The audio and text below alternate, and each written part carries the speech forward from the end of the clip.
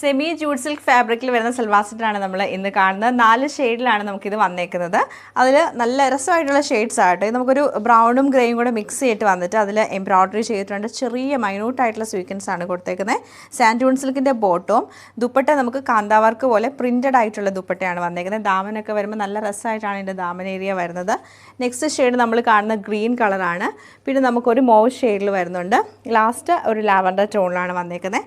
First ഞാനിപ്പോൾ കാണിച്ച ഒരു ബ്രൗണും ഗ്രേ ഒക്കെ മിക്സ് ചെയ്തിട്ടാണ് നമുക്കിതിൻ്റെ ആ ഒരു കളറ് വരുന്നത്. ടോപ്പ് പാറ്റേൺ വരുമ്പോൾ ടോപ്പിൽ ഫുള്ളായിട്ടും എംബ്രോയ്ഡറി ആട്ടോ. നല്ലൊരു സെമി ജൂഡ് സിൽക്ക് ഫാബ്രിക്കിൽ വന്നിട്ട് ഇങ്ങനെ, അതായത് പ്രിൻറ്റും കാന്താ വർക്ക് പോലെ പ്രിൻറ്റും എംബ്രോയ്ഡറിയാണ് ടോപ്പ് ഫുൾ വരുന്നത്. കുഞ്ഞു കുഞ്ഞു എംബ്രോയ്ഡറീസ് വരും. ദാമൻ ഏരിയ ഞാനിപ്പോൾ കാണിച്ച പോലെ തന്നെ സ്കാലപ്പ് പാറ്റേൺ ഒക്കെ ചെയ്തിട്ടാണ് വന്നേക്കുന്നത്. ബാക്ക് സൈഡും സെയിം പ്രിൻറ്റഡ് ആയിട്ട് വരും. ഇതാണ് ടോപ്പിൻ്റെ പാറ്റേൺ വന്നേക്കുന്നത്.